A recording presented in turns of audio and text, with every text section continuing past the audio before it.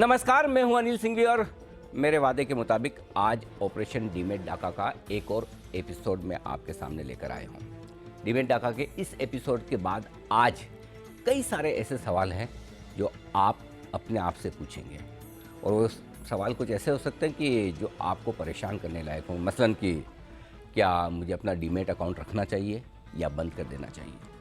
क्या मेरा अगर किसी ब्रोकर के पास ट्रेडिंग अकाउंट है तो उसे चालू रखना सुरक्षित है या फिर उसे भी बंद कर देना चाहिए? आप ये भी सोच सकते हैं कि क्या स्टॉक मार्केट में मुझे पैसा लगाना भी चाहिए या नहीं। और हाँ, मैं तो ये शो इस रिस्क पर भी कर रहा हूँ कि हो सकता है आप ये सोचें कि अगर मुझे मार्केट में पैसा ही नहीं लगाना है तो फिर मेरा शो या मेरा चैनल आपको देखने का क्या फ़ायदा। बिल्कुल आप ऐसा सोच सकते हैं, लेकिन तब भी ठीक है, क्योंकि हमारे लिए ज़रूरी ये है कि आपकी, हमारी और सिस्टम से जुड़े हुए सारे लोगों की आंखें खोली जाए और इस तरह से खोली जाए कि आपकी सावधानी और सिर्फ आप ही डीमेट अकाउंट में या साइबर हैकिंग की वजह से फ्रॉड हो रहे हैं उसके लिए जिम्मेदार हैं, कोई और नहीं है। ऐसा नहीं है, क्योंकि अगर आप ये सोचते हैं कि आपकी मुसीबत में कोई ब्रोकर या कोई एक्सचेंज आपके काम आएगा, तो मैं आपको बता दूं कि आज का शो आपकी इस गलतफहमी को दूर कर देगा। ये आपकी बहुत बड़ी गलतफहमी कि आपकी मदद करने के लिए यहाँ पर कोई है, और आज हम इस शो के माध्यम से यही सब करने की कोशिश करेंगे। हम हमारी तरफ से आपका पूरा सहयोग करना चाहते हैं, आपका साथ देने की एक और छोटी सी ये कोशिश है। इस मामले को सही लेवल तक उठाने की हमारी कोशिश है, लेकिन जितना इन्वेस्टिगेशन हमने अब तक किया है उससे ये साफ हो चुका है किसी भी ब्रोकर या किसी भी एक्सचेंज या किसी भी डिपॉजिटरी के भरोसे रहना आपके लिए बेहद खतरनाक हो सकता है, क्योंकि आपके खातों की साइबर सिक्योरिटी अगर हैक होती है तो नुकसान सिर्फ और सिर्फ, यहाँ नुकसान सिर्फ और सिर्फ आपका होगा।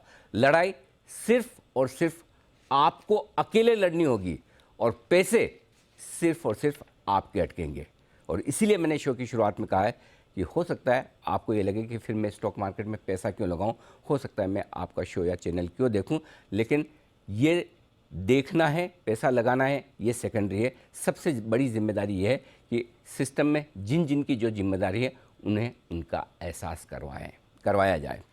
हम आगे बढ़ें उससे पहले आपको बता दें कि ऑपरेशन डीमेट डाका ने पूरे बाजार में खलबली मचा दी है। ट्विटर पर हमारे इस ऑपरेशन को कई लोगों ने हाथों हाथ लिया है और करीब 7 करोड़ से ज़्यादा इंप्रेशन दर्ज हुए हैं। यूट्यूब पर लाखों लोग इसे अब तक देख चुके हैं। अगर आपने अब तक इसे नहीं देखा है तो चिंता की कोई बात नहीं, इस शो को भी देखने के बाद जी बी न्यूज़ के यूट्यूब चैनल पर जाकर आप पुराना एपिसोड भी देख सकते हैं और समझ सकते हैं कि किस तरह से आप अपनी जानकारी बढ़ाकर अपने आप को शेयर बाजार में ट्रेड करने से लेकर किस तरह से आप सेफ रह सकते हैं। हमारी इस पड़ताल से आपको ये भी पता चलेगा कि कैसे हम टीवी न्यूज़ के इतिहास में पहली बार इस तरह के जटिल मामले को टेलीविज़न के पर्दे पर लेकर आएँ, ताकि आप और बाकी सारे इन्वेस्टर्स और ट्रेडर्स जागरूक हो पाएँ। यही हमारी कोशिश है। इससे पहले के शो में हम आपको बता चुके हैं कि अगर आप शेयर बाजार में ट्रेडिंग कर रहे हैं तो आप बेहद खतरे में हैं, बेहद जोखिम में, क्योंकि आपका डीमेट अकाउंट कभी भी हैक हो सकता है। आपका पासवर्ड बदलकर हैकर आपके खाते को नियंत्रण में ले सकता है और आपके अकाउंट में जो कुछ भी शेयर हैं उसे वो अपनी मर्जी से सेकंड्स में बेच सकता है और उसके बदले में जो कुछ भी क्रेडिट आ रही है, अब आप सोचेंगे कि मेरे अकाउंट में शेयर बिके हैं, बिक भी गए तो क्या, पैसा तो मेरे ही अकाउंट में क्रेडिट आएगा। जी हाँ, बात बिल्कुल सही है, लेकिन हैकर्स और मार्केट के मैनिपुलेटर्स आपकी सोच से 4 कदम आगे हैं। अगर वो आपके अकाउंट में शेयर बेचते हैं तो उसके बदले में दूसरे किसी अकाउंट से कचरा या पेनी या इलिक्विड शेयर बेचेंगे और वो शेयर आपके अकाउंट में खरीदेंगे, जिससे आपके अकाउंट की जो भी क्रेडिट है वो हो जाएगी ज़ीरो और दूसरे अकाउंट में जहाँ से ये शेयर बिके हैं वहाँ पर पैसा आ जाएगा। और दूसरा तरीका है कि वायदा कारोबार में आउट ऑफ द मनी के सौदे ऑप्शंस में करके आपके अकाउंट में कर देंगे लॉस और सामने दूसरे अकाउंट में हो जाएगा प्रॉफिट, ताकि वो क्रेडिट भी हैकर्स के और मार्केट मैनिपुलेटर्स के पास से चली जाए और ये सब कुछ दिन दहाड़े आपकी आंखों के सामने होगा। इसका खुलासा हम पिछले एपिसोड में कर ही चुके हैं और इसीलिए हमने इसका नाम दिया था ऑपरेशन डीमेट डाका। इससे पहले आप ऐसी घटनाओं को सिर्फ सुनते होंगे, लेकिन सुनने के बाद कभी आपको यकीन भी नहीं हुआ होगा, और हुआ भी होगा तो होगा कि चलिए किसी ने कुछ लापरवाही की होगी, गलती की होगी, इसलिए उसका अकाउंट डीमेट हो गया। लेकिन पर्दे पर हमने पहली बार इसका खुलासा किया है और पिछले एपिसोड में हमने आपको देश की आर्थिक राजधानी कही जाने वाली मुंबई के कुछ मामले आपके सामने रखे थे। आपने देखा था 3 खास महानुभाव आए थे और उन्होंने अपनी दिक्कतें शेयर की, लेकिन सिर्फ मुंबई हो ऐसा नहीं है। ये हैकर्स देश भर में फैल चुके हैं और देश भर में मुंबई के बाहर भी कई जगह ऐसे मामले हमारे सामने आते हुए दिखे हैं। और आज चलिए आपको हम ले चलते हैं मुंबई से बाहर नागपुर, ताकि आपको अंदाज़ा हो सके कि देश के कोने कोने में हैकर्स किस तरह से हमारे इन्वेस्टर्स के अकाउंट को हैक करके उनका अकाउंट साफ करने की फिराक में लगे हुए हैं। दरअसल हमारा मकसद है आपको सच दिखाना और आपकी और साथ में पूरे सिस्टम की आंखें खोलनी है। और ये इसलिए ज़रूरी है कि जिस तरह के माहौल में हम हैं वो बहुत दिक्कत वाली चीज़ है, क्योंकि हमारे सिस्टम में ब्रोकर्स और एक्सचेंज इस बात को मानने के लिए तैयार ही नहीं है। सबसे पहली दिक्कत तो यहाँ है कि किसी तरह का कोई साइबर अटैक हो सकता है, किसी के अकाउंट से शेयर गायब हो सकते हैं, किसी के अकाउंट से शेयर बेचे जा सकते हैं, उनके अकाउंट में कचरा शेयर, इलिक्विड शेयर डाले जा सकते हैं और उन्हें आउट ऑफ द मनी के ऑप्शंस में ट्रेड करके लॉस दिया जा सकता है। ये कोई मानने को ही तैयार नहीं है कि आपके डीमैट अकाउंट में आपके ट्रेडिंग अकाउंट का कंट्रोल कोई और भी कर सकता है। तो पहले तो शिकायत करने पर पूरी तरह से सिस्टम में इनकार कर दिया जाता है कि ऐसा कुछ भी नहीं हो रहा है, और फिर एक्शन के नाम पर होती है सिर्फ और सिर्फ खाना पूर्ति। आज आपको हम कुछ ऐसे मामले दिखाने जा रहे हैं जिससे देखने के बाद आपको लगेगा कि अब अपने खाते के सारे शेयर आप ही को बेच देना चाहिए, निवेश ही बंद कर देना चाहिए, क्योंकि इस तरह के मामले को देखकर आपको लगेगा कि आपका भी डीमैट और ट्रेडिंग अकाउंट बिल्कुल भी सेफ नहीं है। लेकिन एक बार मैं फिर से आपको कहना चाहता हूं कि हमारा मकसद आपको डराना बिल्कुल भी नहीं है, बल्कि हमारा उद्देश्य ये है कि आप पहले से ज़्यादा सावधान हो जाएं। हमारा उद्देश्य ये भी है, इससे जुड़े हुए चाहे ब्रोकर्स हो, डिपॉजिटरी हो या एक्सचेंज हो, उन्हें अपने सिस्टम को किस तरह से चुस्त दुरुस्त और सिक्योरिटी को किस तरह से मजबूत करना है, इस बारे में आपको और अलर्ट होना है। और साथ ही इस तरह के मामले अगर हो जाएं तो उसे सेंसिटिविटी के साथ, संवेदनशीलता के साथ किस तरह से हैंडल करना है। आइए मैं पेश करता हूं आज का पहला मामला। आइए एक रिकॉर्डिंग हम आपको सुनाएंगे और बताएंगे कि किस तरह से पहले मामले में क्या कुछ हुआ है। पहले हल्का सा एक बैकग्राउंड दे दूं। इस मामले में निशाने पर है एक व्यवसायी जिनकी उम्र लगभग 48 साल है। हैकर्स ने इसी साल अभी 7 अप्रैल को इनका खाता हैक कर दिया और इनके पोर्टफोलियो में रखे हुए 9.5 लाख रुपए के शेयर बेच दिए। हैकर ने इनके पोर्टफोलियो में रखे हुए ट्राइडेंट, पीआई इंडस्ट्रीज, मदरसन सुनी, टाटा कम्युनिकेशन, जेंसार टेक जैसे शेयरों को बेच दिया, वो भी जाहिर सी बात है बिना किसी इजाज़त के, बिना कुछ पूछे हुए।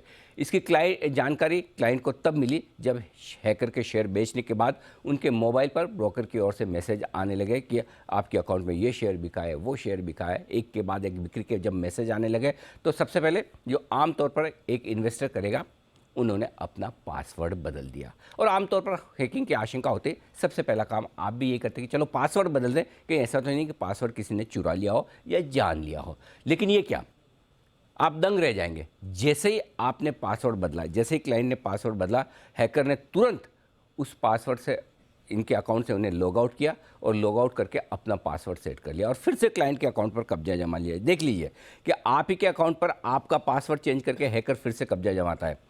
क्लाइंट समझता है कि शायद कुछ गलती होगी, वापस से पासवर्ड बदला, लेकिन फिर से हैकर ने अकाउंट का कब्जा ले लिया। यानी कि आपको अपने अकाउंट पर कंट्रोल करने की सफलता ही नहीं मिली। और ये सब हुआ है सुबह मार्केट खुलते ही 9:15 बजे से 9:30 बजे के बीच में। फाइनली क्लाइंट परेशान होकर अपने ब्रोकर को फ़ोन करता है। 9:30 बजे फ़ोन करता है, लेकिन अगले 15 मिनट तक तो वही म्यूज़िक सुनते हैं, कॉल सेंटर का कनेक्ट ही नहीं हो पाता। और 15 मिनट के बाद जब ब्रोकर से संपर्क होता है तो हैकिंग की शिकायत के बावजूद ब्रोकर न तो क्लाइंट के अकाउंट को ब्लॉक करता है, इधर उधर की फालतू की बातों में उलझाए रखता है और कहता है कि नहीं, आपके अकाउंट में सिर्फ आप ही ट्रेड कर सकते हैं, कोई और नहीं, कोई और कर ही नहीं सकता। मानने को तैयार नहीं, अकाउंट ब्लॉक करने को तैयार नहीं। ऐसे में इंटरेस्टिंग चीज़ें ये हैं कि किस लेवल की समझ, किस लेवल की अंडरस्टैंडिंग ब्रोकर की और ब्रोकर के कॉल सेंटर के रिप्रेजेंटेटिव्स की है, वो आप सोचेंगे तो दंग रह जाएंगे, हिल जाएंगे। मालूम है क्या सुझाव दिया गया है? सुझाव ये दिया गया है कि क्या फ़र्क पड़ता है अगर आपके अकाउंट में किसी ने शेयर बेच दिए, आप वापस ले लीजिए ना, क्रेडिट तो आपके अकाउंट में ही, आप वापस से खरीद लीजिए, आपके शेयर आपको मिल जाएंगे। अब समझिए, जिन्हें शेयर बाज़ार की बिल्कुल समझ नहीं है, जिन्हें ये नहीं समझ आ रहा कि अकाउंट हैक हो गया है और शेयर खरीदने के बाद वापस, शेयर बिक जाने के बाद वापस खरीदना ये सॉल्यूशन नहीं है, तो फिर आप समझ लीजिए आप कितने सेफ़ हैं। अब आप सोच सकते हैं कि ब्रोकर की ओर से क्लाइंट को मुसीबत में किस तरह से हैंडल किया जा रहा है।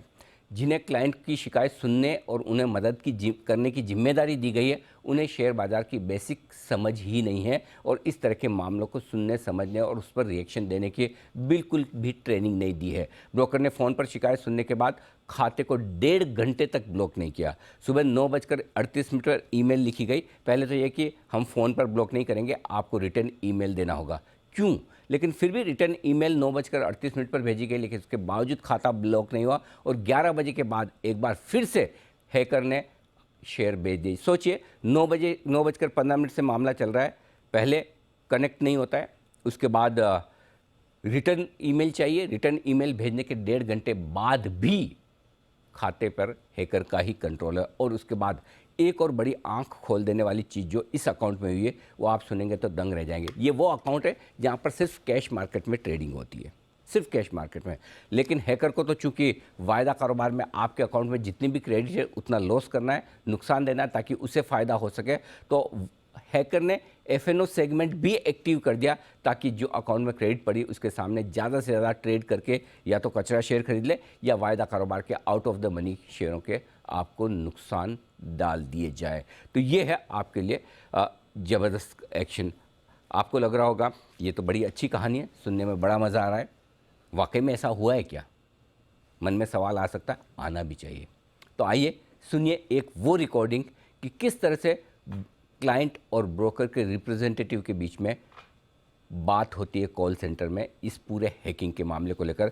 ये रिकॉर्डिंग लाइव उस समय की रिकॉर्डिंग है जब अकाउंट हैक किया गया है और जो ये क्लाइंट थे उन्होंने इस अपनी बातचीत को रिकॉर्ड किया है और उस रिकॉर्डिंग का एक अंश मैं आपको सुनवाने जा रहा हूँ। सुनिए। मेरे बार बार स्टॉक बिक रहे हैं। मेरे ख्याल से ये ज़ीरोधा से ही कुछ एक्टिविटी हो रहा है, क्योंकि अभी मैंने 2 बार पासवर्ड चेंज किया है। ओके। उसके बावजूद अगर ये सब हो रहा है तो ये क्या हो रहा है एग्जैक्टली आप मुझे बताइए। अगर ज़ीरोधा कर रहा है तो मैं कुछ नहीं करता, मैं चुपचाप बैठ जाता हूँ, मुझे ज़ीरोधा पे विश्वास है। लेकिन अगर ये ज़ीरोधा नहीं कर रहा है तो बहुत बड़ी प्रॉब्लम है, मेरे लाखों रुपए फंस जाएंगे उसमें। आप मैं समझ सकता हूँ सर, डोंट वरी। हमारी टीम, जैसे कि आपने हमको टिकट के थ्रू भी डिटेल्स दिया है कि ये ऐसा इशू आ रहा है करके, ठीक है, और हमारी टीम भी इसके ऊपर चेक कर रही है। हम जैसे ही हमको कंफर्मेशन चेक करके मिलेंगे डिटेल्स, हम आपको भी इन्फॉर्म करेंगे सर। हम आपको जरूर लाख से ज्यादा अमाउंट है उसमें, मेरे मैंने देखा सर, मैंने देखा अकाउंट है, मुझे चाहिए वो पैसे पूरे। और मैं प्रॉफिट में था कल तक सर, मैं प्रॉफिट में था, लॉस में नहीं था। आज मुझे वहाँ पे लॉस दिख रहा है। ओके, नहीं हम देख सकते हैं कि आपका विच पोर्टफोलियो के शेयर्स थे जिन which have been sell order भी प्लेस हुआ है, तो just give us some more time. हम इन्फॉर्म करते हैं टीम को तो have a cross check fast and ticket पे भी आपको रिप्लाई करे कि क्या एग्जैक्टली हुआ है एंड इसको कैसे सोल्यूशन रहता है करके हम लोग बताएंगे सर आपको, डोंट वरी, ठीक है। It is there on the ticket. मैं आपकी आज जाएगा सर, आज ही हम ट्राई करेंगे आपको पैसे देने के लिए। हमारी जो बैकएंड टीम रहती है ना, जो टेक, हाँ, जो टीम जो बैकग्राउंड डेटा पूरा चेक करती है, तो वो टीम चेक करके बताएगी आपको, आज ही देंगे। तो मैं अभी लॉगिन भी नहीं करता मेरे अकाउंट में और कुछ भी नहीं करता हूँ। आई जस्ट लीव इट, क्योंकि मैंने 2 बार पासवर्ड रीसेट किया है और तीसरी बार करने की मुझे नहीं लगता जरूरत है। हाँ, अच्छा, राइट। तो टीओटीपी भी पिन सेफ्टी है, सिक्योरिटी के लिए आप क्रिएट करके रख सकते हो टीओटीपी। सर टीओटीपी मेरा ऑलरेडी था, कॉन्फ़िगर्ड था, विदाउट मेरे ऑथेंटिकेशन वो होता ही नहीं था, उसके बावजूद वो हुआ है। अच्छा, alright sir, there is no problem, give us some more time, we will inform this to the team and they will confirm you, ठीक है। प्लीज।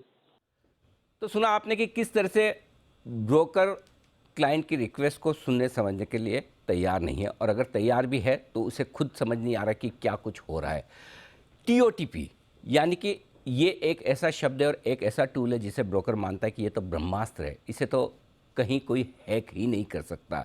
अब मज़े की बात देखिए, हैकर्स के सामने टीओटीपी भी फेल हो गया है।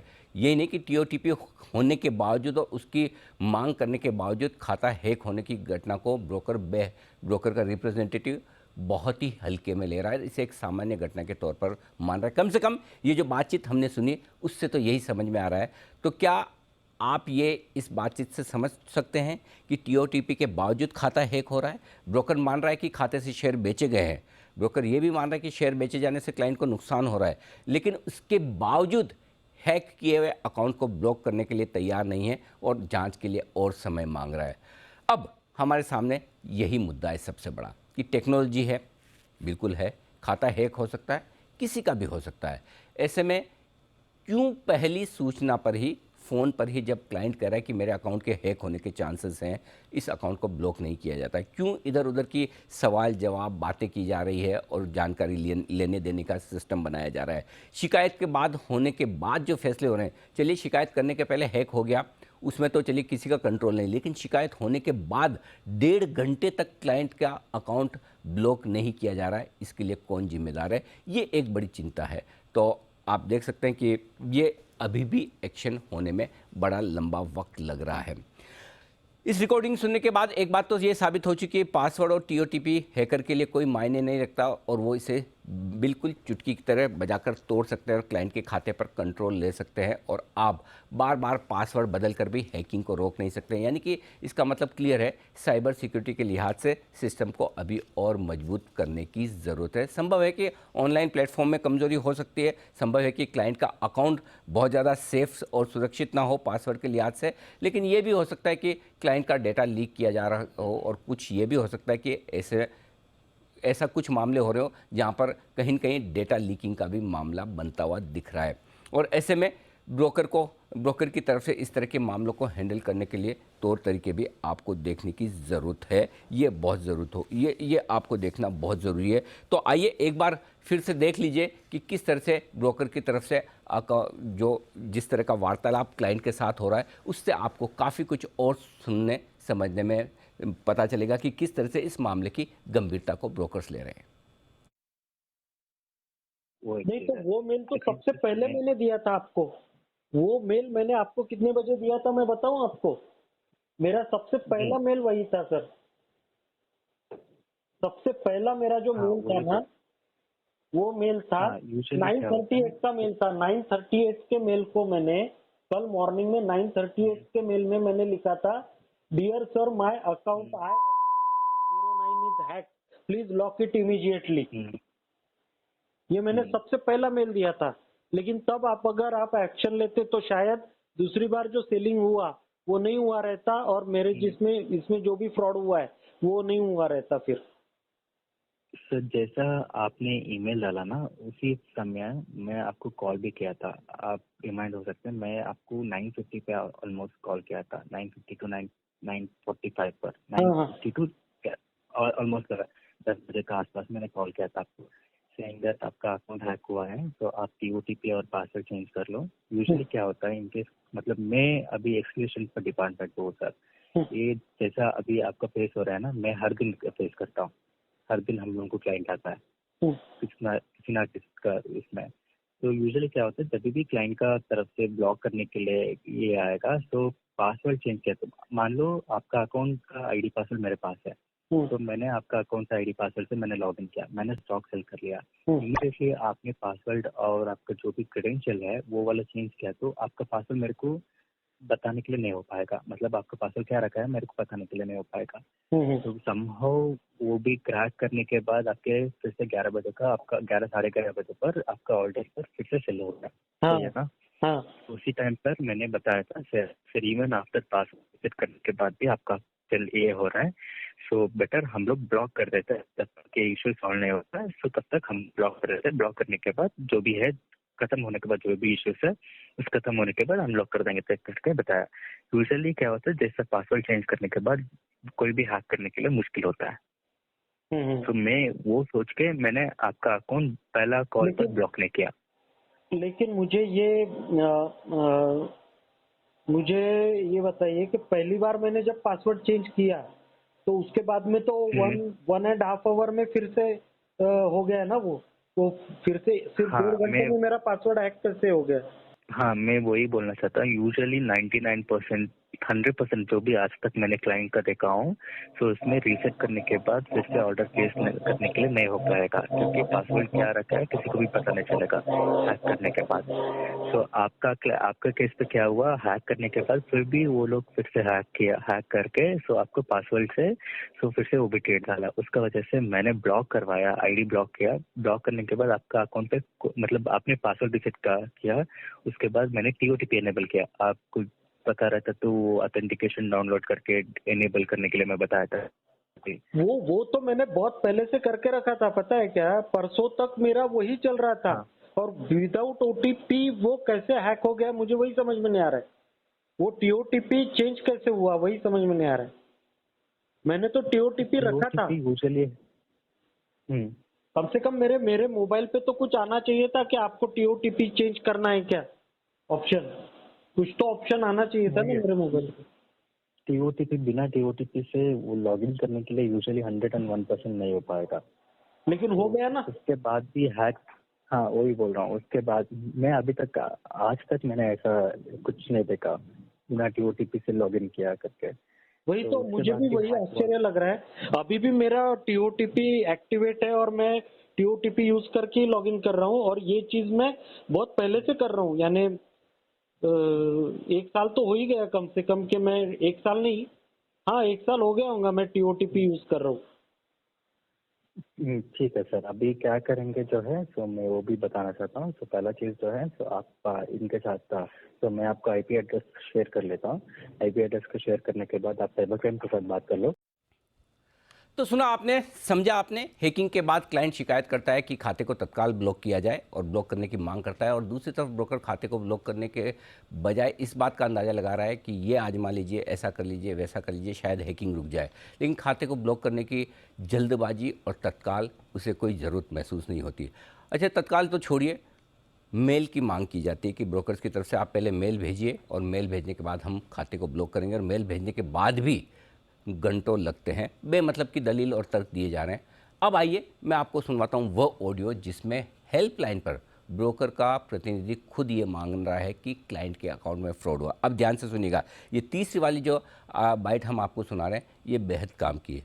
ब्रोकर खुद मान रहा है कि हाँ आपके अकाउंट में फ्रॉड हुआ है, लेकिन अपनी तरफ से किसी भी तरह का कोई एक्शन लेने के बजाय वो क्लाइंट को सीधे सीधे हाथ जाड़ते हुए ये सलाह देता है कि जाइए आप पुलिस की साइबर सेल में शिकायत कीजिए और आप खुद देखिए। यानी कि पहले हम कुछ नहीं करेंगे, उसके बाद खाते को ब्लॉक करके नुकसान को कम करने की जो कोशिश है वो नहीं करेंगे, और उसके बाद अगर हैकर फिर से अकाउंट हैक करता है, शेयर फिर से बेचता है और नुकसान बढ़ाता जाता है, तो आप जाइए साइबर सेल में और वहाँ पर अपनी शिकायत कीजिए। और देखिए किस तरह से ये रिकमेंडेशन दी जाती है। रिकॉर्डिंग सुनिए। सर आपका अकाउंट पे फ्रॉड तो हुआ है, लेकिन आईपी एड्रेस जो है जो आप बता रहे हैं और जो है आईपी एड्रेस अलग अलग है। नहीं तो अभी अभी करना क्या चाहिए, क्योंकि जो जिसने भी ये अभी हाँ चलो बताओ सर। आप कहना क्या चाहते हो, यानी ठीक है वो आईपी तो अलग है मेरे, और मैं घर में हाँ। था ही नहीं उस वक्त, तो मेरे सिस्टम से मेरा सेलिंग होना पॉसिबल ही नहीं था। ये जो आईपी एड्रेस अभी आप बता रहे, तो ये आईपी एड्रेस से तो सेलिंग हुआ ही नहीं, क्योंकि मैंने किया ही नहीं, मैं घर में था ही नहीं उस वक्त जब वो हुआ तब, है ना। सर मैं आपको वही बोलना चाहता हूँ, आपका अकाउंट पे फ्रॉड हुआ है, कोई लॉगिन करके ट्रेड किया है, तो जो नेक्स्ट स्टेप जो लेगा वो जो लेगा साइबर क्राइम का डिपार्टमेंट, जो पुलिस लोग लेगा। ठीक है। सो साइबर क्राइम वाले लोग आपका आईपी एड्रेस का मतलब जो ट्रेड हुआ है उसका आईपी एड्रेस डिटेल्स पूछेगा। लेकिन ये मेरा रिस्टोर हो पाएगा क्या, जो लॉसेस हुए हैं वो सब? सर रिस्टोर तो नहीं हो पाएगा। रीजन ये है ऑलरेडी स्टॉक सेल हुआ गया, तो सेल होने के बाद ऑलरेडी मतलब सेटलमेंट हो जाएगा। तो लेकिन फंड जो है वो आपका अकाउंट पर ही है ऑलरेडी फंड। तो अब यहाँ कुछ बड़े सवाल खड़े हो रहे हैं। पहली बात तो ये कि फ्रॉड के बाद सबसे पहले ब्रोकर से संपर्क करने में ही दिक्कत हो रही है। 15 मिनट तक ब्रोकर के फ़ोन लाइन पर आपको वेट करना पड़ रहा है, और उसके बाद अगर फ़ोन कनेक्ट हो भी गया तो दूसरी दिक्कत ये है कि ब्रोकर को मामले की समझ ही नहीं है, और न ही वह अपने क्लाइंट को सही ढंग से एडवाइस दे पा रहा है। कभी वो कहता है कि आप शेयर दोबारा खरीद लीजिए जो बिक गए, तो कभी कहता है कि अगर आपको अकाउंट ब्लॉक करना है तो रिटर्न में ईमेल भेजिए, जबकि सामने से फ़ोन करके शिकायत करने और खाता ब्लॉक करने की मांग की जा चुकी है। इस सब के बावजूद उसी बात को ईमेल पर लिखकर फिर से मांगा जा रहा है, और अगर ईमेल लिख भी दिया जाए तो उसके बाद भी घंटे डेढ़ घंटे तक अकाउंट ब्लॉक नहीं होते, जिसका नतीजा ये होता है कि क्लाइंट को नुकसान बढ़ता जाता है। हैकर्स एक बार नहीं, दो बार नहीं, तीन चार बार अकाउंट हैक करके लगातार अगले एक डेढ़ घंटे तक बारी बारी से शेयर बेचते हुए दिख रहा है।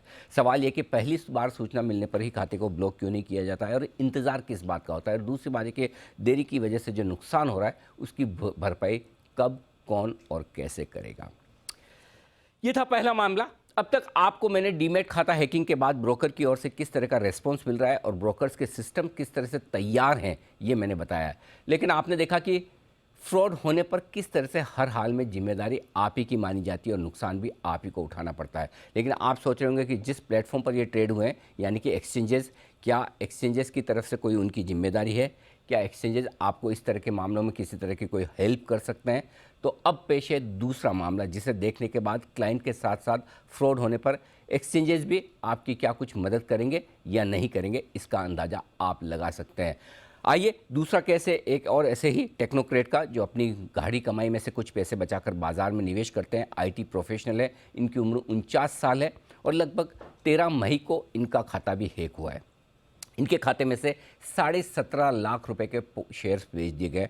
और हैकर्स का मॉडस ऑपरेंडी क्या है, इसका खुलासा हम पहले भी आपको विस्तार से कर चुके हैं और बता चुके हैं कि हैकिंग के बाद क्या कुछ हुआ है। हमारी पड़ताल में ये पता चला कि हैकर्स ने एक बार में नहीं बल्कि कई किश्तों में इनके पोर्टफोलियो में शेयर बेचे हैं। शुरू में तो इन्हें पता ही नहीं चला कि इनका खाता हैक हो चुका है और हैकर इनके खाते में कांड पर कांड किए जा रहा है। दूसरी बार जब एडिशनल मार्जिन को लेकर इनके पास ब्रोकर का कॉल आया तो इन्हें पता चला कि खाते में कुछ न कुछ गड़बड़ है। इनके खाते में तब तक करीबन 5 लाख रुपए के ब्रिटानिया, बॉश, टाटा एलेक्सी जैसे मुनाफे वाले दमदार और ब्लू चिप शेयर बेचे जा चुके थे। और दूसरी बार खाता हैक हुआ उसी दिन तो बाटा, डिवीज लेव और इमामी जैसे शेयर बिक गए। तीसरी बार में बंधन बैंक और डॉक्टर रेड्डीज जैसे शेयर बेचे गए और इस तरह से मुनाफे वाले इनके पोर्टफोलियो को हैकर ने लूट लिया। इन्हें हैकिंग के बारे में जब पता चला तब पता चला जब इनके शेयर बिकने के नोटिफिकेशन इनके मोबाइल फ़ोन पर आने शुरू हुए। यही नहीं इस बार हैकर्स ने एक और इंटरेस्टिंग काम किया। अब तक हैकर्स खाली आपके कैश मार्केट के स्टॉक्स बेचकर वहाँ आपके अकाउंट में क्रेडिट ले आते थे, लेकिन इस बार इन्होंने वायदा कारोबार में भी इनकी 1 लाख रुपए की निफ्टी और बैंक निफ्टी की कॉल पोजीशन को ख़त्म कर दिया और ताकि वहाँ की भी क्रेडिट ले ली जाए। और तो और आइडिया, वोडाफोन आइडिया के ऑप्शंस में आउट ऑफ द मनी में जाकर उल्टे सीधे सौदे करके इनके अकाउंट में 1.5 लाख रुपए का एक मुश्त घाटा देकर कुल मिलाकर इनके पोर्टफोलियो को 2.25 लाख रुपए के नुकसान में लाकर खड़ा कर दिया। लेकिन अगर आप सोच रहे हैं कि इनकी बदकिस्मती यहीं खत्म हो गई क्योंकि अकाउंट बिक में से शेयर बिक गए, लॉस आ गया, तो आप गलत हैं। अभी भी आपका सामना सड़े गले हुए सिस्टम से होना बाकी है। आमतौर पर हैकिंग की जानकारी लगते ही आप क्या करते हैं? जाहिर सी बात है आप ये शिकायत अपने ब्रोकर से करेंगे और ब्रोकर को, इन्होंने भी अपने ब्रोकर को फ़ोन लगाया। 13 मई को सुबह 9:30 बजे इन्होंने पहले ब्रोकर के नंबर पर फ़ोन लगाया, लेकिन 15 मिनट तक इनका भी फ़ोन कनेक्ट नहीं हुआ। उसके बाद आप समझ सकते हैं कि उस समय इनकी हालत क्या रही होगी। एक और डीमैट अकाउंट में सेंध लग चुकी थी, हैकर शेयर पर शेयर बेचे जा रहा था, ये कुछ नहीं कर पा रहे हैं और ब्रोकर को फ़ोन लगा रहे हैं तो वो कनेक्ट नहीं हो पा रहा। फाइनली 9:45 बजे के आसपास ब्रोकर का फ़ोन कनेक्ट हुआ। इन्होंने अपनी आप बीती ब्रोकर के प्रतिनिधि को बताई, लेकिन 22 मिनट तक दोनों के बीच में बातचीत चलती रही और उसका मतलब कुछ निकला नहीं, क्योंकि ब्रोकर का प्रतिनिधि ये मानने को तैयार ही नहीं है कि डीमैट और ट्रेडिंग अकाउंट हैक भी हो सकता है। क्लाइंट लगातार खाता ब्लॉक करने की गुहार लगाता रहा, ब्रोकर करने से मना करता रहा और बार बार TOTP के इस्तेमाल की एडवाइस देता रहा। बड़ी बात है कि बातचीत के दौरान भी जब इनके फ़ोन पर बातचीत चल रही थी तब भी क्लाइंट के अकाउंट से हैकर सौदे करता रहा, शेयर बेचता रहा। इससे आप समझ सकते हैं कि इससे बड़ा मजाक क्या हो सकता है। आमतौर पर ब्रोकर जब अपनी गलती नहीं मानता तो क्लाइंट के पास एक ही ऑप्शन होता है कि वो अपनी शिकायत एक्सचेंजेस में करे। एक्सचेंजेस ऐसे मामलों के निपटारे के लिए एक कमेटी बनाते हैं जिसका नाम होता है GRC, ग्रीवेंस रिड्रेसल कमेटी। जी हाँ, इस कमेटी में एक क्लाइंट होता है जिसके साथ गलत हुआ है, दूसरा ब्रोकर होता है जिसके प्लेटफॉर्म पर ट्रेड हुआ है और तीसरा एक्सचेंज का एक प्रतिनिधि होता है। एक्सचेंज का अधिकारी इन दोनों की बात सुनता है, ब्रोकर की भी सुनता है और क्लाइंट की भी सुनता है और उसके बाद इस मामले का फैसला लेता है। तो नेक्स्ट स्टेप जो है, जाहिर सी बात है, ब्रोकर तो कभी अपनी गलती मानेगा नहीं, कहेगा नहीं कि हाँ हमारे यहाँ सिस्टम हैक हुआ है या कहीं भी हुआ है तो हमारी गलती है। ऐसे में क्लाइंट के पास ऑप्शन यही है कि वो एक्सचेंज पर GRC में जाएँ। यहाँ भी क्लाइंट ने वही किया, GRC में जाकर दरवाज़ा खटखटाया और बताया कि डीमैट खाते को हैक करके उसके पोर्टफोलियो के सारे शेयर बेच दिए गए और ब्रोकर इसे फ्रॉड नहीं मान रहा है। लेकिन क्लाइंट की शिकायत पर GRC में ब्रोकर ने क्लाइंट का खाता हैक होने से मानने से ही इनकार कर दिया। देखिए, GRC में सुनवाई हो रही है और ये सुनवाई वेबकैम के थ्रू हुई है, वर्चुअल सुनवाई हुई है जहाँ ब्रोकर भी उपस्थित था, क्लाइंट भी था और एक्सचेंज के रिप्रेजेंटेटिव और GRC भी था। तो वहाँ ब्रोकर ने कह दिया कि खाता हैक ही नहीं हुआ है और ब्रोकर की सबसे बड़ी दलील ये थी कि यूज़र नेम और पासवर्ड को सुरक्षित रखने की जिम्मेदारी सिर्फ और सिर्फ क्लाइंट की है। ये कान खोल के सुनिएगा, आपके यूज़र नेम और पासवर्ड को जिम्मेदारी को सुरक्षित रखने की जिम्मेदारी सिर्फ आपकी है। और उनका दावा यह कि टीओटीपी के इस्तेमाल के बाद कोई दूसरा आदमी आपके खाते में ट्रेड कर ही नहीं सकता। ब्रोकर ने किल स्विच का इस्तेमाल न करने पर उल्टे क्लाइंट को ही कटघरे में खड़ा कर दिया। और तो और ये दलील भी दी कि क्लाइंट के अकाउंट में जो ट्रेड हुए हैं वो ट्रेड इलीगल ट्रेड नहीं है, लीगल ट्रेड है, इसलिए उसका खाता ब्लॉक नहीं किया गया। क्योंकि और खाता नहीं ब्लॉक किया गया, उसके लिए भी उन्होंने साफ ये कहा कि अगर आप हमें लिखित में नहीं ईमेल करेंगे तो हम खाता ब्लॉक नहीं करेंगे। अब आप सोचिए, जिस अकाउंट से ट्रेड हुए हो वही जिम्मेदार है, यानी कि क्लाइंट अपने ही अकाउंट से ट्रेड करेगा और कंप्लेन करेगा। अगर फ्रॉड कोई दूसरा कर रहा है तभी तो कंप्लेन करेगा, नहीं तो उसे कंप्लेन करने की ज़रूरत ही क्यों है। और जिस अकाउंट से उसे ट्रेड करना है, जिसे ब्रोकर ने ऑथोराइज किया है, अगर वही अकाउंट फ्रॉड का शिकार हो जाए तो भला उसकी शिकायत कब और कैसे की जाएगी। एक तो शिकायत करने के बाद 22 मिनट तक आप फ़ोन पर उलझाए रखें, दूसरी बात फ्रॉड की शिकायत करने पर अकाउंट ब्लॉक ना करें, और उसके बाद जीआरसी में अब हर एक गलती, गुनाह या फ्रॉड के लिए क्लाइंट को ही जिम्मेदार ठहराएं, तो फिर आप समझ सकते हैं आपकी सुनवाई करने वाला कौन है।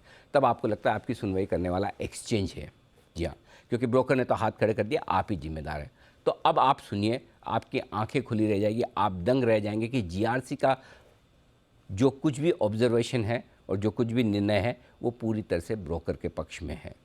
और ब्रोकर उनसे 2 कदम पहले से आ गए। क्लाइंट यहाँ आकर न्याय की उम्मीद लेकर आया था, सोचा था कि एक्सचेंज उनकी बात सुनेगा लेकिन जीआरसी से उसे न्याय मिलेगा। इसके विपरीत अगर आप जीआरसी के फैसले को सुनेंगे तो अपना सर पीट लेंगे, क्योंकि जीआरसी ने इस बात को माना। सुनिएगा ध्यान से, अब जो ये है, ये एक्सचेंज का रोल आपको बता रहा है। जहाँ पर जाकर आप अपनी अपील लेकर जाते हैं, सोचते हैं कि एक हायर अथॉरिटी आपकी बात को सुनेगी। जीआरसी ये मान रही कि 13 मई को सुबह 9:15 बजे से 11 बजे के बीच में क्लाइंट के अकाउंट में फर्जी ट्रेड हुए। जी हाँ, उन्होंने एक्सेप्ट किया और वो हमारे पास पेपर भी है, जो जीआरसी की तरफ से जो हियरिंग हुई है वो पेपर्स भी हमारे सामने है। और उन्होंने ये भी माना है कि क्लाइंट के अकाउंट में से सारे शेयर्स बेच दिए गए। देखिए, ये जो साथ में आपके ट्रांसक्रिप्ट चल रही है वो जीआरसी की मीटिंग के मिनट्स हैं। अजीबोगरीब के भाव दाम पर ऑप्शंस के सौदे हुए, और साथ ही साथ इन ऑप्शन के सौदों के चलते क्लाइंट को नुकसान हुआ है। तो पहली चीज़ ये, अकाउंट कॉम्प्रोमाइज़ किया गया है, शेयर सारे बेच दिए गए, जो एबनॉर्मल है, ऐसा क्लाइंट ने पहले ज़िंदगी में कभी नहीं किया। एक साथ सारे शेयर बेच देना और उसके सामने लॉस आ जाना, ये सारी चीज़ें जीआरसी मान रही है कि एबनॉर्मल है। लेकिन पुलिस इस मामले की जांच कर रही है और ऐसे में जीआरसी किसी भी तरह के क्लेम को नहीं मानती। अब ये सुनिएगा, ये लाइन आपको झकझोर देने वाली है कि सब कुछ माना जा रहा है कि आपका अकाउंट कॉम्प्रोमाइज़ हुआ है, आपका अकाउंट हैक हुआ है, आपके अकाउंट में जो शेयर एक साथ बेचे गए वो पहले कभी नहीं हुए हैं, फ्रॉड है, लेकिन आपका कोई क्लेम नहीं। अब कर लो बात, सब कुछ होने के बावजूद आपका कोई क्लेम नहीं, आप कुछ नहीं कर सकते। और ये हम नहीं, एक्सचेंज की जीआरसी कह रही है, फ्रॉड होने के बावजूद आपके अकाउंट में कोई क्लेम नहीं बनता। तो फिर किस तरह के क्लेम्स को जीआरसी मानती है? अगर ब्रोकर करेगा तो ब्रोकर ही मान लेगा, फिर जीआरसी और जीआरसी की ज़रूरत ही क्या है? और अगर हैकर कर रहा है तो इसे न ब्रोकर मानेगा न जीआरसी, तो फिर जीआरसी की ज़रूरत क्या है?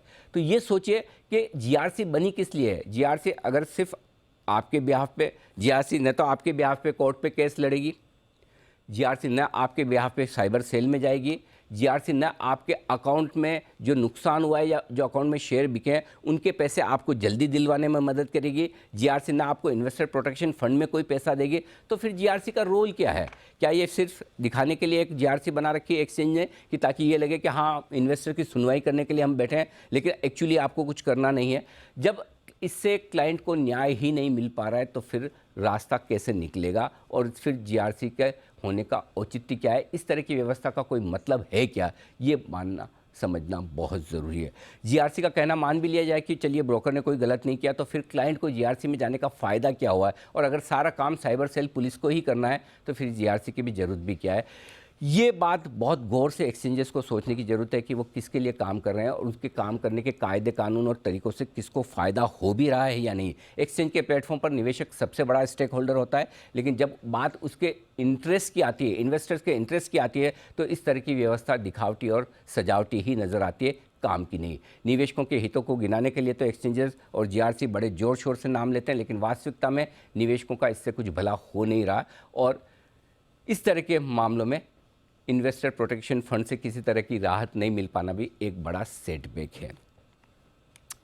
आइए, ये हमने आपको 2 मामले दिखाएं। अब अगर आपको लगे कि ये मामले हमने पिक एंड चूज़ किए हैं, तो मैं आज आपको 2 ऐसे लोगों से मिलवाने जा रहा हूं जो मेरे स्टूडियो में हैं, जो आपको अपनी आप बीती बताएंगे। एक हमारे साथ नागपुर से आशीष जी हैं, जिनका पहला मामला मैंने आपको बताया, और दूसरे हमारे साथ एक IT प्रोफेशनल है जो अपना नाम नहीं बताना चाहते हैं, लेकिन दूसरा मामला जो GRC में हो गए थे। तो पहले आशीष जी, जो आपके साथ हुआ वो बताइए कि जब आपको पता चला कि आपका अकाउंट हैक हुआ है और आपके अकाउंट में लगातार हैकर शेयर बेचे जा रहे हैं, तो आपने ब्रोकर से किस तरह की मदद मांगी और उस मदद के बदले में आपको क्या मिला? सर, जब सवेरे मैं ऑफिस में पहुंचा और मुझे नोटिफिकेशंस आने लगे कि मेरे शेयर्स बेचे जा रहे हैं, तब मैंने उनको फ़ोन करने की कोशिश की, तो फ़ोन लगने में काफ़ी दिक्कत जा रही थी। इसलिए सबसे पहले मैंने उनको ईमेल भेजा और उनको अकाउंट हैक हुआ है और ब्लॉक करने का मैंने उनको बताया। लेकिन वहाँ उसमें जब दिक्कत आ रही थी, मैंने पासवर्ड चेंज करने की भी कोशिश की, लेकिन पासवर्ड चेंज करने के लिए भी बहुत टाइम लग रहा था। आखिर जब बात हुई मेरी कस्टमर केयर से, तो वो मुझे ब्लेम करने लगे कि नहीं, जो कुछ हो रहा है सब आप कर रहे हैं। तो मुझे भी उन पे शक हुआ। मैंने उनको बोला कि अगर मैं सब कुछ करते रहता तो मैं आपको कॉल ही नहीं करता। सही बात है, आपको कंप्लेंट करने की जरूरत क्या है? मैं आपको कंप्लेंट ही नहीं करता था जी। तो फिर मैं उनको ब्लेम करने लगा कि अगर मैं नहीं कर रहा हूँ और आप मुझे बोल रहे हो कि मैं ही कर रहा हूँ, इसका मतलब शायद आपकी तरफ से कुछ हो रहा हो। तो काफी देर तक मैंने उनको रिक्वेस्ट की कि पहले आप मेरा अकाउंट ब्लॉक कर दीजिए। लेकिन उन्होंने अकाउंट ब्लॉक नहीं किया। तो मैंने उनको मुझे फिर शक हुआ कि शायद मैंने पावर ऑफ अटर्नी दिया था, कहीं उसका मिसयूज तो नहीं हो रहा है। तो मैंने वो कस्टमर केयर से जो भी बात कर रहे थे उनको बोला कि आप अपने सीनियर से बात कीजिए और उनसे कुछ राय लीजिए, क्योंकि ये जो कुछ हो रहा है ये सब गलत हो रहा है। तो बाय द टाइम वो एक फ़ोन कट हो गया, फिर मैंने पासवर्ड चेंज करने की कोशिश की और पासवर्ड चेंज हो गया। लेकिन 11 बजे के आसपास फिर से सेलिंग शो होना शुरू हो गया।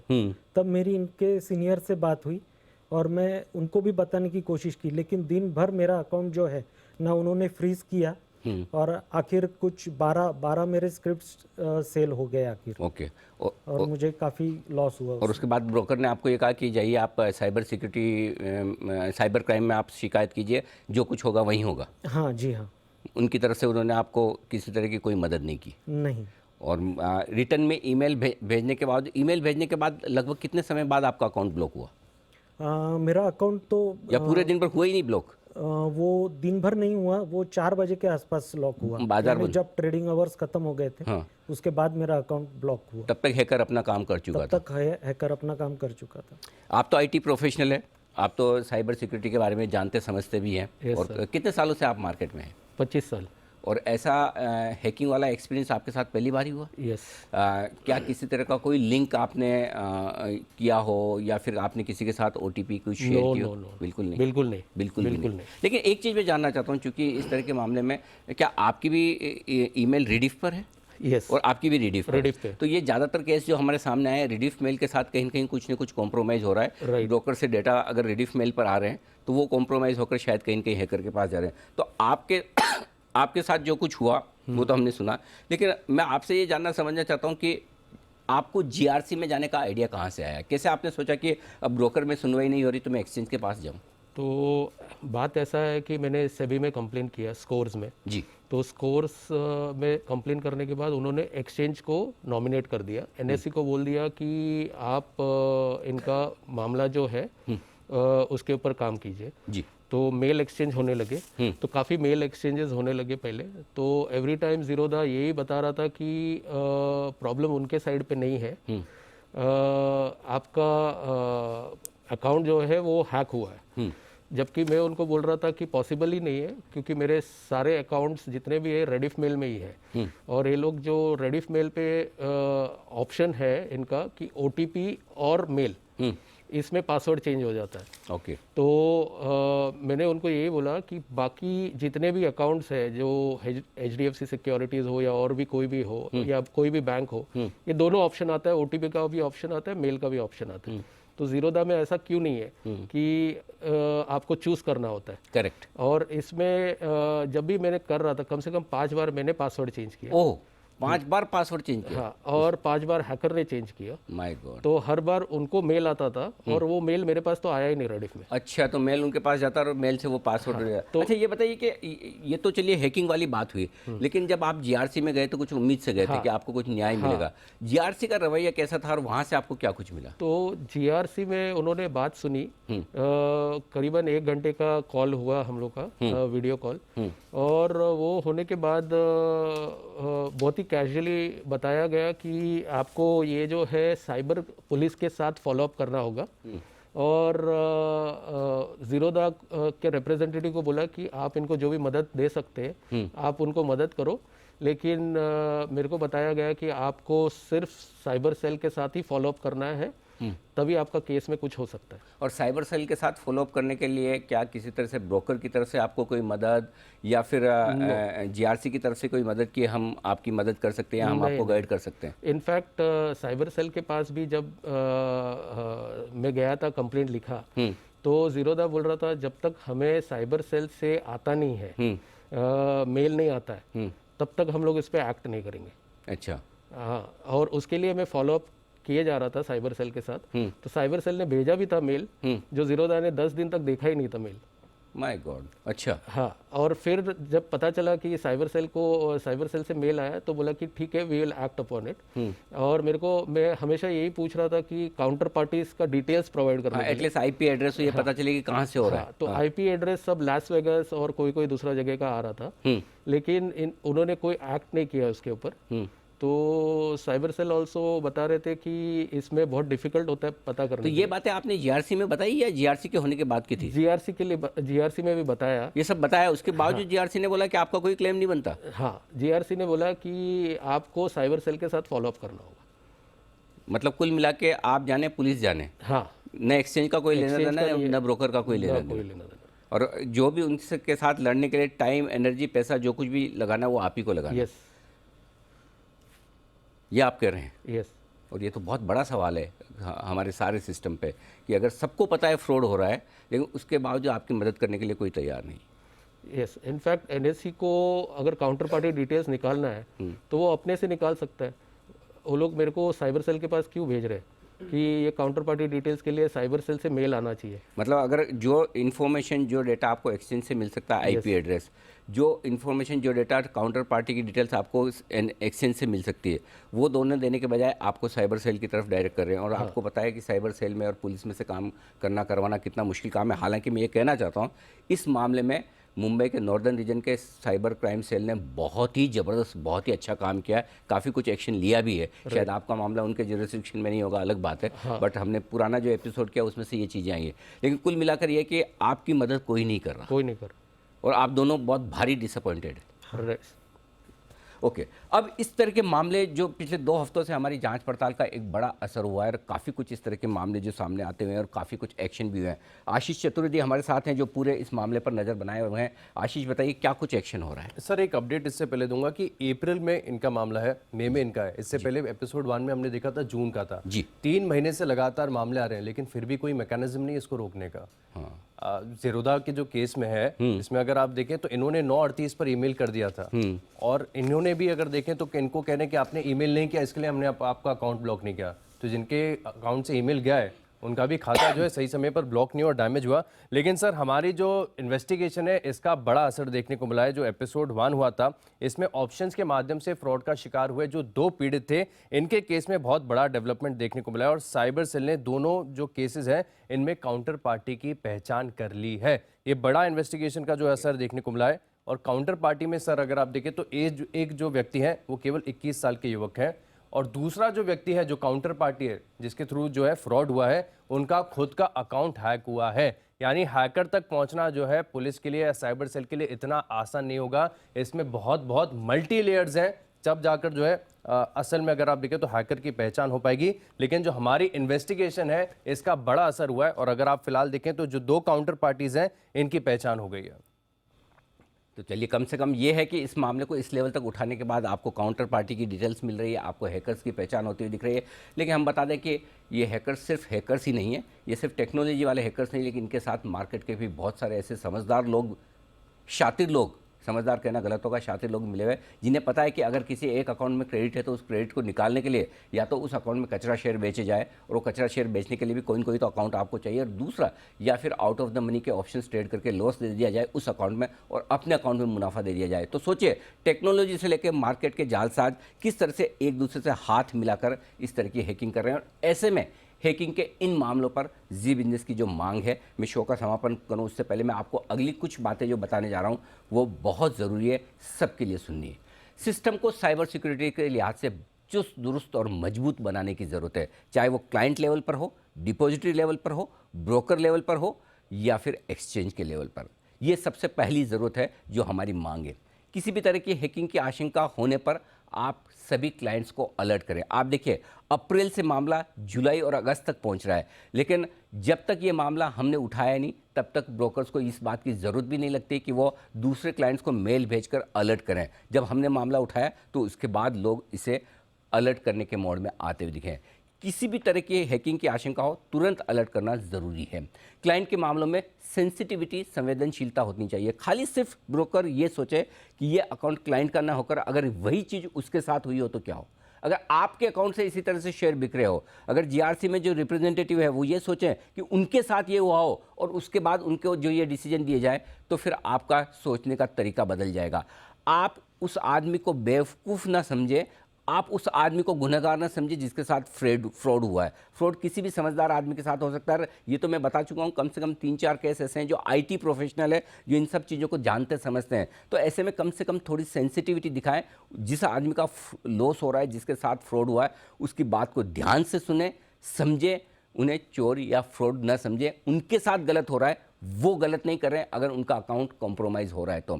और बार बार ये दिमाग से निकाल दे कि आपने किसी के साथ ओटीपी शेयर की होगी। वो ज़माने से तो हम आगे बढ़ चुके हैं। अब तो काफ़ी क्लाइंट समझदार हो चुके हैं, वो किसी के साथ ओटीपी शेयर नहीं करते हैं। बिना ओटीपी शेयर किए और टीओटीपी और बाकी जो आप बड़े बड़े ब्रह्मास्त्र कहते हैं कि इन्हें लीक नहीं किया जा सकता, उनके बावजूद हैकिंग हो रही है। खाता तुरंत ब्लॉक किया जाए, ईमेल या लिखित औपचारिकता में न पड़े। कभी क्रेडिट कार्ड पे या बैंक अकाउंट में फ्रॉड होता है, कौन सा बैंक कहता है कि आप हमें ईमेल लिख के भेजिए? तुरंत सबसे पहले, और ब्लॉक करने के लिए अलग से नंबर होता है कि टू ब्लॉक प्रेस 1 या जो भी है, तो आप तुरंत ब्लॉकिंग में जाते हैं। वहाँ पर आपके लिए कोई वेटिंग लिस्ट नहीं है, लेकिन यहाँ पर 15-20 मिनट तक आप क्लाइंट को वेट करवाते हैं। एक आपके कॉल सेंटर पे एक स्पेसिफिक नंबर होना चाहिए या फिर एक स्पेसिफिक वो पिन होनी चाहिए कि आपको ब्लॉकिंग करनी है, तो सीधा आप क्लाइंट के ब्रोकर के रिप्रेजेंटेटिव पर पहुंचे और वेट ना करना पड़े। स्टाफ को हैकिंग के मामलों को हैंडल करने की समझ दी जाए, ट्रेनिंग दी जाए, ट्रेंड किया जाए। ऐसा ना कहे कि आपके अकाउंट में शेयर बिक गए, क्या फ़र्क पड़ता है, वापस ले लीजिए। इस तरह की मजाक ना करें। क्लाइंट को न्याय मिले, उसका पैसा उसको मिले, उसके लिए उसका साथ दे, न कि उन्हें छोड़ दे अकेला भगवान भरोसे कि जो होगा देखा जाएगा, पुलिस जाने आप जाने। जहाँ तक जीआरसी का सवाल है, जीआरसी सिर्फ समस्याओं को सुने ही, उसका समाधान भी दें। सुनकर एक कान से आपने ब्रोकर का सुन लिया, एक कान से क्लाइंट का सुन लिया और भाई हमारा कोई लेना देना नहीं, आप जानो, आपका काम जाने, इसके लिए जीआरसी नहीं है। निवेशकों के लिए जीआरसी और एक्सचेंज मिलकर एक साइबर सेल के साथ इस तरह की कोई हॉटलाइन बनाए कि वो मामलों को निपटाएं। खाली सिर्फ सुनना जीआरसी का काम नहीं, सॉल्यूशन देना भी होना चाहिए। और अगर जीआरसी और एक्सचेंज अपने लेवल पर फ्रॉड और हैकिंग के मामले साइबर पुलिस के साथ उठाएंगे तो जाहिर सी बात है इंडिविजुअल इन्वेस्टर के मुकाबले में उनकी बात में वजन ज़्यादा होगा। उन निवेशकों के लिए कानूनी लड़ाई लड़ना असंभव है, क्योंकि आपको पता है एक तरफ तो आपने पेमेंट ब्लॉक कर दिया, अगर क्रेडिट बची हुई है तो ब्लॉक कर दी। जब तक अब पुलिस की तरफ से मामला नहीं निपटेगा, कोर्ट में नहीं जाएगा, तो उसके लिए तो हैकिंग होना और पैसा ब्लॉक होना दोनों बराबर की बात है। इंडिविजुअल क्लाइंट के पास नहीं इतनी टाइम है, एनर्जी है, एक्सपर्टाइज और पैसे हैं कि वो जाकर अपनी कानूनी लड़ाई लड़ सके। और ये कानूनी लड़ाई, इसलिए मैं ये कह रहा हूँ कि ये पॉइंट नंबर 10 सबसे ज़्यादा इंपॉर्टेंट है। ये कानूनी लड़ाई लड़ने का काम ब्रोकर और एक्सचेंज का होना चाहिए। या तो ब्रोकर्स की रिप्रेजेंटेटिव जो संस्था है वो ये काम देखे, या फिर एक्सचेंज की जीआरसी देखे कि वो लड़े उनके ब्याह पे। चलिए आप मान लिया आप इन्वेस्टर प्रोटेक्शन फंड का पैसा नहीं भी देना चाहते हैं, कम से कम आपको लगता है कि अगर क्लाइंट के साथ गलत हुआ है आप उसकी लड़ाई तो लड़ेंगे। एक मैकेनिज्म होना चाहिए, आपकी लीगल टीम होनी चाहिए जो इन्वेस्टर्स के ब्याह पे लड़े, इन्वेस्टर्स को ना छोड़ दें।